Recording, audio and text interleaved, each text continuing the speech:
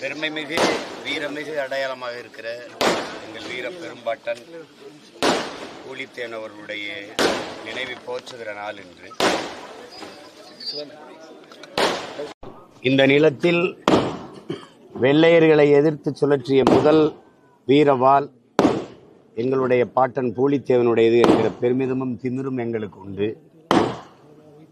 மண்ணால் கட்டி வைத்த கோட்டையை வெள்ளக்காரனுடைய பீரங்கி தொலைக்க முடியாத அளவுக்கு உறுதியோடு கட்டி வைத்திருந்த மாமன்னர் நெற்கட்டும் சேவலாமே பூலித்தேவனாமே என்று கொக்கரித்து திமிரோடு எந்த இடத்திலிருந்து படையை கிளப்பி வெள்ளைக்காரன் வந்தானோ பீரங்கியும் துப்பாக்கியும் எதிர்த்து வெறும் வாளையும் வேலையும் வைத்து அந்த இடம் வரைக்கும் விரட்டி அடித்து புறமுது காட்டி ஓட வைத்த புரட்சியாளர் எங்களுடைய பாட்டனார் பூலித்தேவன் அவர்கள். அந்த வழி வழியே வந்த அந்த பரம்பரையில் வந்த வீரத்தமிழ் மானத்தமிழ் பிள்ளைகள் எந்த நிலம் அந்நியனுக்கு அடிமைப்பட்டு விடக்கூடாது, என் தாய் நிலத்தில் ஒருபிடி மண் ஊரானுக்கு சொந்தமாகி விடக்கூடாது என்று போரிட்டாரோ அதை போலவே இந்த நிலத்தில் எங்கள் நிலத்தையும் வளத்தையும் மண்ணையும் மணலையும் மலையும் பாதுகாக்க வேண்டும் என்கிற நோக்கத்தோடு களத்தில் நிற்கிற பிள்ளைகள் நாங்கள். தமிழ் தேசிய இன பிள்ளைகள் திமிரோடு எங்களுடைய பாட்டனுக்கு எங்களுடைய வீர வணக்கத்தை செலுத்துவதில் பெருமை அடைகிறோம். வேற கேரளால பாலியல் குற்றச்சாட்டு சம்பந்தமா கேம அறிக்கை வெளியிட்டிருக்கு.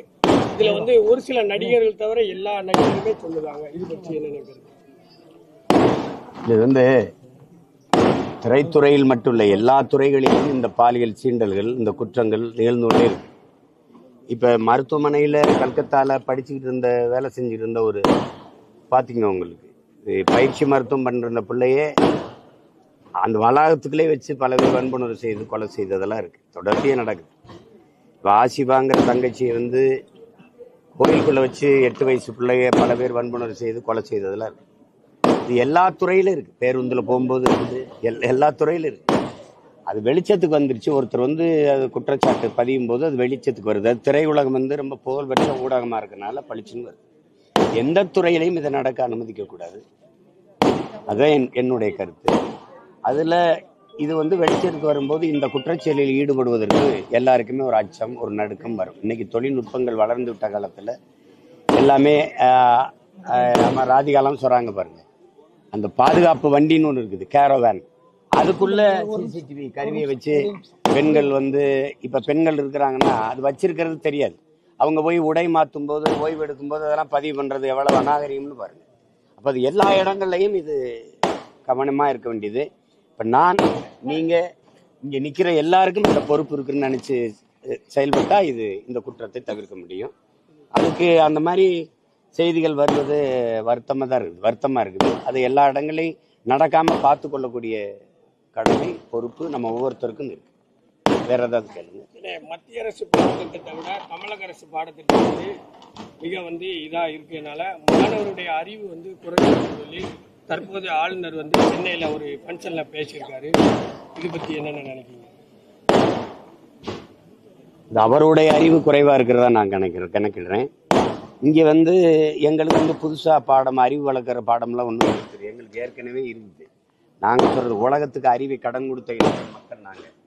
நீங்க மொழி வழியே மாநிலங்கள் பிரிக்கப்பட்டது அந்தந்த மாநிலத்தினுடைய அந்தந்த இன மக்களின் மொழி கலை கலாச்சாரம் பண்பாடு வரலாறு இதெல்லாம் வழிபாடு இதெல்லாம் போற்றி பாதுகாக்கப்பட வேண்டும். நீங்க திடீர்னு ஒரே கல்வி முறையும் அது என்ன கல்வி முறை? அதுல என்ன இருக்குது சிறப்பு? ஒரு சிறப்பை சொல்லுங்க.